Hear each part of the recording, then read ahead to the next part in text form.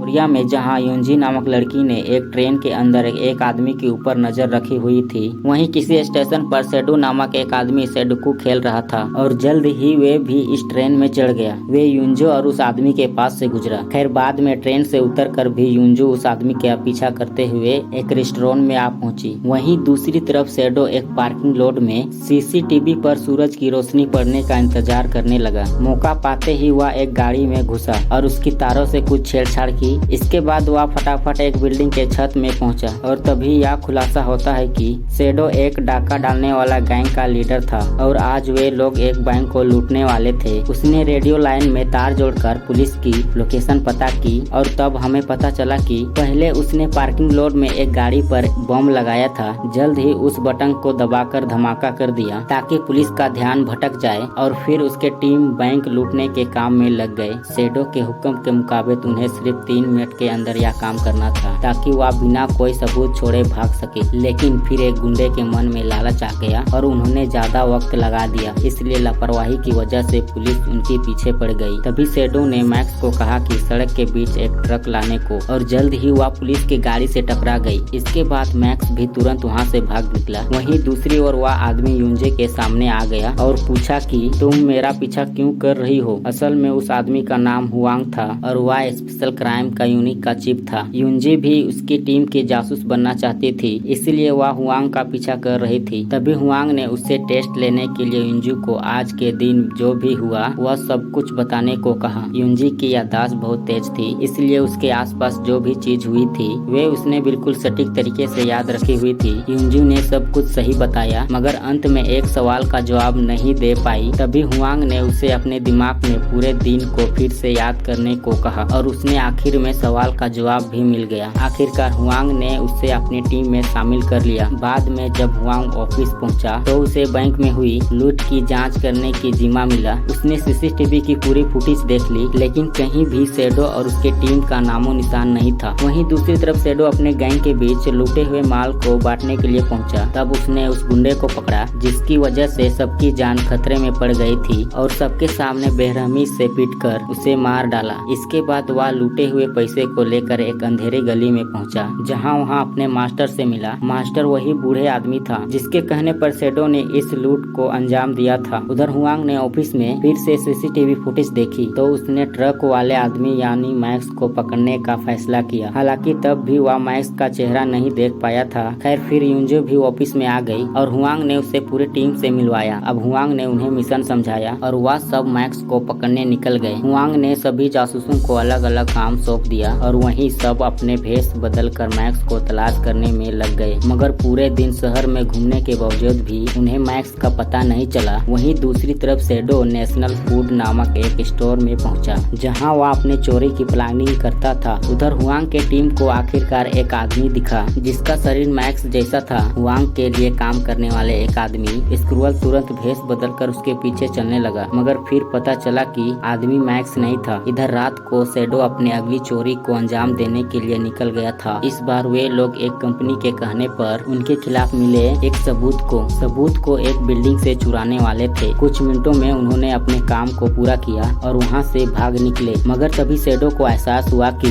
एक आदमी दूर से उस पर नजर रखा हुआ था। तब सेडो तुरंत उस आदमी तक पहुंचा और उस आदमी को बेरहमी से मार डाला ताकि इस चोरी के बारे में किसी को कोई सबूत ना मिले। कुछ देर के बाद जब हुआंग के बॉस को यहाँ की खबर मिली कि उन्हीं चोरों ने फिर से एक बार चोरी कर ली तो उन्होंने हुआंग पर काफी गुस्सा किया। वहीं चोरी पूरी होने के बाद मास्टर ने सेडो को एक और काम सौंप दिया, मगर सेडो ने इनकार करते हुए कहा कि वे यह काम छोड़कर शांति से जीवन बिताना चाहता है। लेकिन मास्टर को हरगिज मंजूर नहीं था और उसने अपने एक आदमी को सेडो को जान से मारने का हुक्म दिया। सेडो अपनी गाड़ी में बैठा, तभी मास्टर के आदमी ने पीछे से उसकी गले दबाने की कोशिश की, मगर तभी सेडो ने अपनी गाड़ी सामने दीवार पर टकरा दी, जिससे वे गुंडे गाड़ी से बाहर जाकर गिरा और उसी मौके पर ही उसकी मौत हो गई। इसके बाद सेडो मास्टर के पास गया और अपने अगले मिशन करने के लिए राजी हो गया। इधर हुआंग के टीम फिर से काम पर लग गए थे। युंजी ने देखा कि कल उन्होंने 3 इलाकों पर जांच की थी, लेकिन उनके बीच का इलाका छोड़ दिया था। उसने हुआंग को इस बारे में बताया तो हुआंग ने वहां भी जांच करने को कहा। इस बार उन्होंने युंजो को भी भेष बदल कर जाने की इजाजत दे दी। फिर से उसके पूरे टीम एक बार फिर से उसी इलाके के चप्पे चप्पे जांच में में जुट गए। अब यूंजी ने अपने तेज नजर से जल्दी ही एक आदमी को देखा जो मैक्स जैसे दिखा था, मगर वह रास्ते में किसी से टकरा गई और उसका चेहरा ढकने से देख नहीं पाई।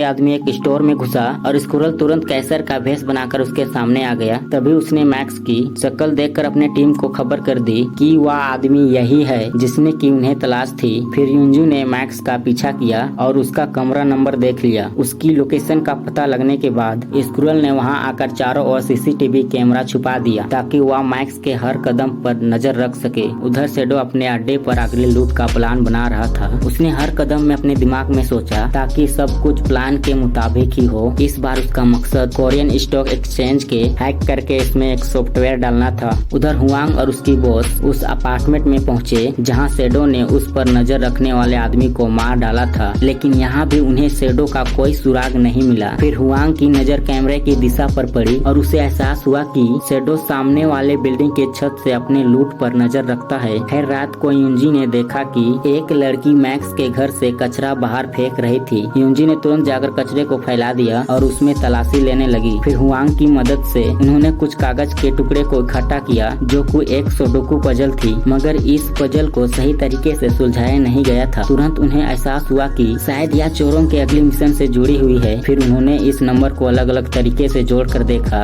और आखिरकार उन्हें पता चला कि यह कोरियन स्टॉक एक्सचेंज का आईपी एड्रेस था। वहाँ दूसरी ओर मैक्स एक पुराने बिल्डिंग में गया तो हुआंग की टीम उसका पीछा करने लगी। उन्होंने मैक्स के साथियों की तस्वीरें ले ली और बाद में एआई के मदद से उन सभी गुंडों का नाम पता ढूंढ निकाला। साथ ही उन गुंडे के अड्डे पर माइक्रोफोन भी लगा दिया ताकि वह उनके हर चाल पर नजर रख सके। जल्द ही उन्हें शैडो का फोन का नेटवर्क भी हैक कर लिया और उसका पता भी ढूंढ निकाला। अब हुआंग और शैडो दोनों की टीम अपने अपने मिशन की तैयारी में जुट गए थे। आखिरकार शैडो ने रेडियो लाइन को हैक किया और तब उसे एहसास हुआ कि पुलिस ने उस पर नजर रखी हुई है। उसने तुरंत अपने साथियों को मिशन बंद करके भाग जाने का हुक्म दिया। उधर हुआंग के बॉस को भी पता चल गया था कि शैडो ने यह मिशन रोक दिया है, तो उसने भी तुरंत अपने टीम को गुंडों को गिरफ्तार करने को कहा। फिर हेडक्वार्टर की मदद से हुआंग तुरंत बिल्डिंग के छत पर शैडो को पकड़ने के लिए गया, मगर शैडो इतना शातिर था कि वह खिड़की से कूदकर फरार हो गया। लेकिन हुआंग ने उसका पीछा किया और यूंजो को भी साथ बुला लिया। उधर पुलिस ने ट्रैफिक बैरियर लगाकर गुंडों को घेर लिया था। गाड़ियों के टकराने से 2 गुंडों की मौत हो गई, पर अंत में उन चारों गुंडों को गिरफ्तार कर लिया। वहीं दूसरी ओर हुआंग के टीम ने शैडो को फोन किया ताकि हुआंग और यूंजी इतना भीड़ में उसे पहचान सके। वहीं जितना भी लोग फोन पर बात कर रहे थे उनमें से एक इंसान को यूंजी पर शक हो गया। हुआंग ने भी इस आदमी को स्टॉक एक्सचेंज के पास देखा था,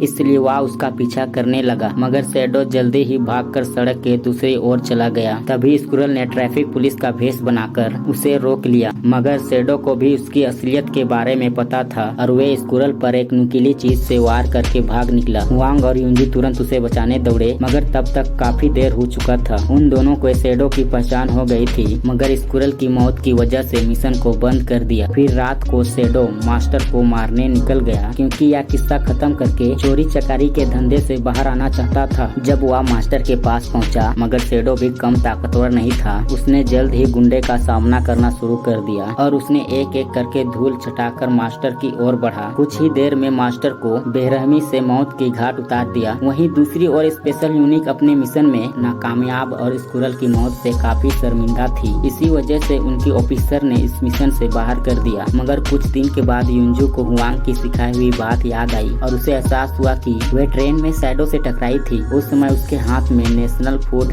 स्टोर का लिफाफा था। अब यूंजी तुरंत उस स्टोर में पहुंची और उसने शैडो को पहचान लिया। फिर उसने हुआंग को इस बारे में खबर दिया तो एक बार फिर से उसने इस मिशन पर काम करने की इजाजत दे दी। यूंजी शैडो का पीछा करते हुए एक रेस्टोरेंट तक आ पहुंची जहां उसने देखा कि शैडो एक नकली पासपोर्ट के जरिए कोरिया से भागने की फिराक में था। तभी अचानक शैडो को यूंजी पर शक हो गया और उसने यूंजी से पूछा कि तुम मेरा पीछा क्यों कर रही हो, मगर यूंजी ने इसका कोई जवाब नहीं दिया और हुआंग के आने का इंतजार करने लगी। हुआंग के आते ही शैडो वहाँ से भाग निकला और हुआंग ने उसका पीछा किया, मगर कुछ देर जाते ही शैडो ने एक नुकीली चीज से हुआंग पर घातक हमला कर दिया। फिर यूंजी यूंजी के वहाँ आने से पहले ही शेडो उसे छोड़कर चला गया। तब हुआंग ने यूंजी को शेडो का हर हालत में पकड़ने का ऑर्डर दिया। यूंजी ना चाहते हुए भी निकल गई और शेडो का पीछा करने लगती है, मगर उसके पास जाकर उसे पता चला कि यह आदमी तो और कोई था। आज एक बार फिर से शेडो उनके हाथों से निकलकर भाग निकला, जिससे यूंजी बहुत निराश हो गई। पर फिर बारिश रुक गई और अचानक शेडो फिर से बाहर सड़क पर निकला। यूंजी उसके पीछे अंडरग्राउंड बने ट्रेन के प्लेटफॉर्म तक पहुंच गई। इधर हुआंग को डॉक्टर ने बचा लिया था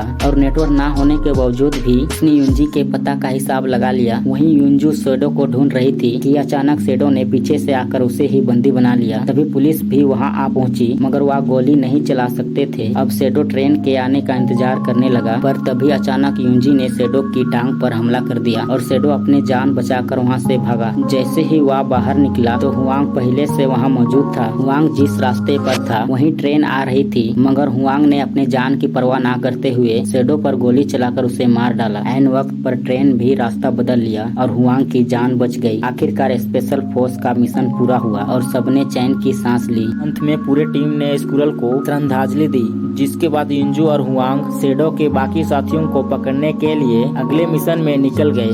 अगर वीडियो पसंद आई तो लाइक करें और चैनल को सब्सक्राइब कर दे। मिलते हैं एक नए वीडियो के साथ।